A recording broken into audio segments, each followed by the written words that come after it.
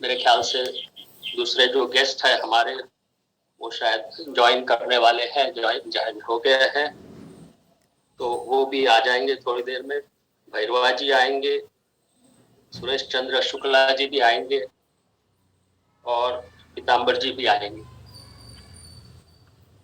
आजादी की अमृत गाथा प्रोग्राम जो समस्त आरजेएस परिवार को और हमारे स्नेही श्री उदय मन्ना जी और जाने माने कंज्यूमर पॉलिसी विशेषज्ञ हमारे भाई प्रोफेसर बिजॉन कुमार मिश्रा जी के प्रयास से हर रविवार को इस गाथा को प्रसार करके अलग अलग विषयों पर चर्चा की जाती है। ये एक प्रेरणा स्रोत है, प्रेरणादायक। इस प्रोग्राम में स्वतंत्रता सेनानियों को और भारत निर्माण के विख्यात सहयोगी नागरिकों को सम्मान देने की योजना से जैसे सोना में सुहागा छा गया और चार चांद लग गए। यह प्रोग्राम सकारात्मक सोच की पहचान कराता है और हम कैसे उन आदर्शों को अपने जीवन में सार्थक कर सकते हैं, ये सीख मिलती है।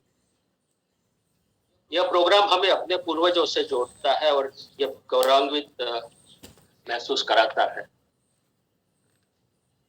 इस आजादी की अमृत गाथा मुहिम में हमने अपने नाना जी श्री मुलजीभाई त्रिभुवनदास तलाटी की स्मृति में गुजरात के प्रसिद्ध संत कवि श्री नरसिंह मेहता को भारत उदय राष्ट्रीय सम्मान 2022 के लिए समर्पित करके हमें बहुत ही खुशी मिली।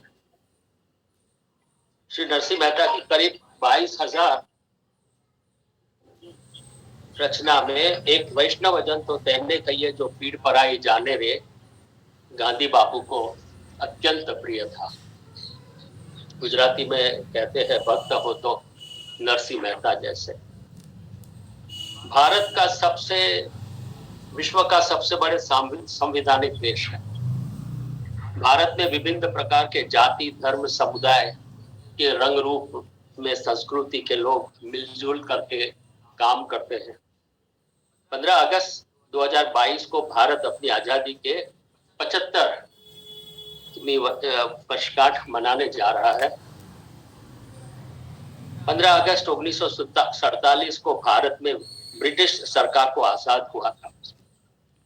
हमारे स्वतंत्रता सेनानी सालों तक अंग्रेज सरकार से लड़ते रहे और अंत में हिंदुस्तान को आजाद किया। हमारे देश में लोगों के बीच देशभक्ति की भावना को तीव्र करने के लिए भारत के प्रधानमंत्री श्री नरेंद्र मोदी जी ने 2 साल तक आजादी की अमृत महोत्सव मनाने का ऐलान किया है। इसके तहत 15 अगस्त 2023 तक आजादी का दिवस अलग अलग तरीके से मनाया जाएगा। आजादी का अमृत महोत्सव इस बार बेहतरीन तरीके से मनाया जा रहा है। इस साल हम हर घर तिरंगा के रूप में मना रहे हैं। आरजेएस एडवाइजर और जाने माने कंज्यूमर या पॉलिसी के विशेषज्ञ प्रोफेसर बिजॉन कुमार मिश्रा ने आजादी की अमृत गाथा का विस्तार करते हुए 150 कार्यक्रमों की जिम्मेदारी ली है, जिसे हर रविवार आरजेएस वेबिनार का स्लोगन दिया है। बड़ी खुशी की बात है कि वो आगामी आरजेएस सकारात्मक भारत के कार्यक्रमों में शामिल होने बिहार और झारखंड की सकारात्मक यात्रा पर जाएंगे। इन यात्रा को सकारात्मक भारत की मुहिम, महापुरुषों का सम्मान, पूर्वजों की स्मृति का सम्मान एक नए युग में प्रवेश कर सकता है। अब आए हम थोड़ी बात ये भी करें कि जो हम उपस्थित थे उस टाइम जब भारत स्वतंत्र हुआ, तो हमने कैसे उस दिन को सेलिब्रेट किया, हमने कैसे उसको देखा। मुझे पता है कि मेरे घर में मेरे पिताजी उसी दिन एक रेडियो लेके आए थे, जिसके ऊपर हम लोगों ने पूरा नेहरू जी का भाषण सुना। आजू आसपास के लोग भी एकत्रित हो गए थे हमारे घर में और बहुत ही अच्छा लगा था। मुझे ये भी पता लगा बाद में कि उसी दिन भारत के जाने माने लॉयर और इकोनॉमिस्ट नानी पालखीवाला जी, जो चेन्नई की यात्रा में थे, वो एक उनकी ट्रेन जब एक फ्लैग स्टेशन पे आके खड़ी रहेगी तो वो नीचे उतरे और उन्होंने लोगों से पूछा कि आपको ये दिन कैसा लगता है। तो अलग अलग रीत से सुनने में जितनी मजा आई वो आपको आज बताने जा रहा हूँ। हमारे खास तो प्रोफेसर प्रेमचंद डांडिया की जो आज 11:30 बजे आने वाले हैं, उन्होंने हमसे ये भी कहा था कि वो कोशिश करेंगे, लेकिन मैंने इनकी किताब ये प्रोफेसर रिमेम्बर्स सम मोर करके पढ़ी कल रात को, और मुझे बड़ी उससे ये लगा मुझे कि ये बहुत ही आपको भी पढ़ने लायक, पढ़ के बताने के लायक है। तो मेरे लिए तो ये एक गर्व महसूस हो रहा है, और मैं अंग्रेजी में तो लंबी हो जाएगी इसीलिए पढ़ नहीं सकता हूँ, लेकिन मैं थोड़ा सा संक्षिप्त उसको हिंदी में आपको पढ़ के सुनाना चाहता हूँ, आपकी अगर परमिशन है।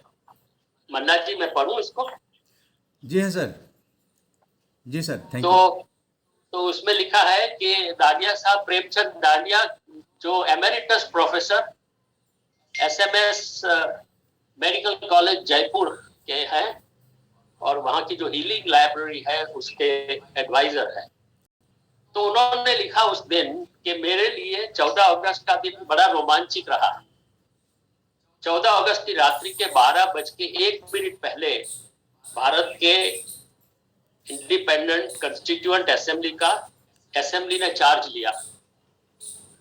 पद प्रधानमंत्री श्री जवाहरलाल नेहरू ने उनका यादगार भाषण कंस्टिट्यूएंट असेंबली में पढ़ा, जो ट्विस्ट विद डेस्टिनी की बात कर रहे थे। मैंने ये स्पीच रेडियो पे सुनी।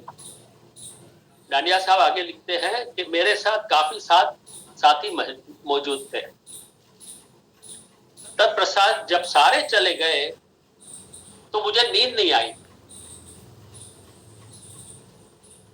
और मेरे में इतना जोश था आजादी का भरा हुआ था कि मेरी नींद उड़ गई।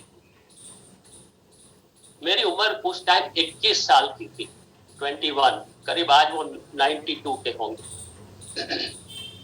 मुझे सुबह का बेसब्री से इंतजार था।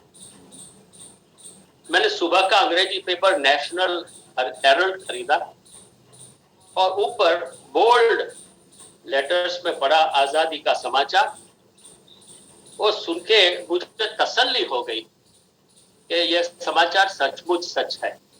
मैं रोने लगा। उस समय सुबह के 6 बजे थे। मैं अकेला था और कोई मेरे साथ नहीं था कि मेरे अति आनंद में और उत्साह में भागीदार बने। उस दिन से मैं एक युवक जो जवानी हासिल कर रहा था, वह एक स्वतंत्र भारत का नागरिक बन चुका था। तो बड़ी संक्षिप्त में मैंने सोचा कि मैं आपको ये पढ़ के सुनाऊं, और डांडिया साहब आएंगे तो हमें बताएंगे। बहुत ही आनंद हो रहा है आज आपके साथ बैठ के ये बातें करने का। जय हिंद, वंदे मातरम। वंदे मातरम। प्रफुल्ल डी सेठ साहब और श्रीमती रंजन बेन सेठ जी, ये जुगल जोड़ी लगातार वेबिनार में भी उपस्थित रहे हैं, और आज के मुख्य अतिथि आपका बहुत बहुत धन्यवाद। यहाँ पर हमारे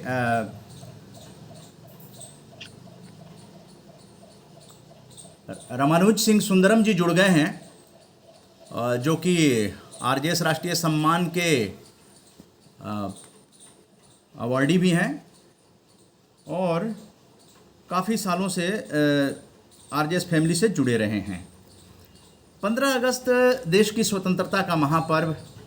ये लोकतंत्र, बुद्धिवाद, मानववाद, कानून के शासन और सभी को न्याय और अवसर के आज़ादी के मूल्यों की दिशा में हम कितना आगे बढ़ें, इस पर विचार का, इन्हें और सशक्त बनाने का संकल्प लेने का महापर्व है, और इस दिशा में हुई प्रगति को सेलिब्रेट करने का महापर्व है ये की अमृत गाथा, जो स्वतंत्रता दिवस की 75वीं वर्षगांठ पर 14 अगस्त 2022 को प्रस्तुत किया जा रहा है।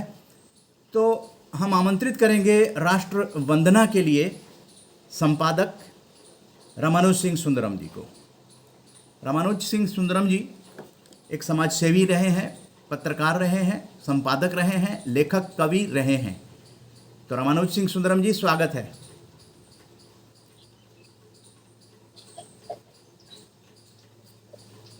बहुत बहुत धन्यवाद मन्ना जी।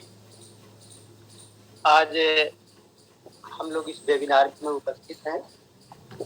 भारत के आज़ादी के अमृत गाथा के इस समारोह में हम लोग सभी लोग उपस्थित हुए हैं और ये बड़े ही खुशी की बात है कि हमारा देश इस समारोह मना रहा है, महोत्सव मना रहा है। हमें राष्ट्र वंदना के लिए आमंत्रित किया गया। वीडियो में आ जाइए रामानुज सिंह सुंदरम जी। आमंत्रित किया गया। हाँ, वीडियो क्लिक कर लीजिए। वीडियो आमंत्रित किया गया है जी। सच में राष्ट्र की बात यहाँ आती है।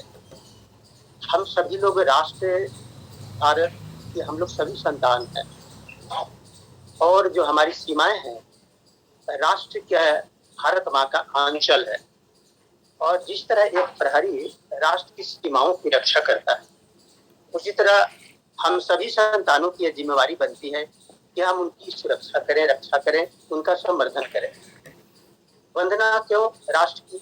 इसलिए कि जिस राष्ट्र में हम लोग रहते हैं उस राष्ट्र में हमारा जीवन पलता है, खाना खाते हैं, रोटी खाते हैं, चावल दाल गेहूं सब कुछ उपजता है इसी देश में और इसी देश से हमारा संवर्धन होता है। तो जिस तरह हम अपने माँ पिता की वंदना करते हैं उस तरह हमारे राष्ट्र की वंदना हमारा ये बनता है, क्योंकि राष्ट्र सर्वोत्तम, राष्ट्र प्रथम, राष्ट्र सुरक्षित, राष्ट्र है तो सभी है, राष्ट्र नहीं है तो कुछ नहीं है। उसमें हमारा व्यक्ति का मूल्य केवल नहीं रह जाता। और राष्ट्र की जब हम वंदना करें तो राष्ट्र तो एक अमूर्त रूप है। हम उसकी भक्ति कैसे करें, राष्ट्र की भक्ति कैसे करें? तो यहाँ के नदियाँ, झील, झरने, पर्वत, लोग, पशु पक्षी, ये हमारे जितने लोग हैं ये सभी लोग हमारे राष्ट्र के निधि हैं। और हम राष्ट्र को जब अमूर्त है तो हम राष्ट्र की जो वस्तुएं हैं, चीजें हैं, जो लोग हैं, नहरें हैं, नदियां हैं, पर्वत हैं, वो हमारे सब राष्ट्र की निधि हैं। और हम उनको ही अभिव्यक्त कर करके, हम उनको सामने रख कर करके हम राष्ट्र की वंदना करते हैं, क्योंकि राष्ट्र स्वयं में अमूर्त है। ये राष्ट्र ही हमें सब कुछ प्रदान करता है।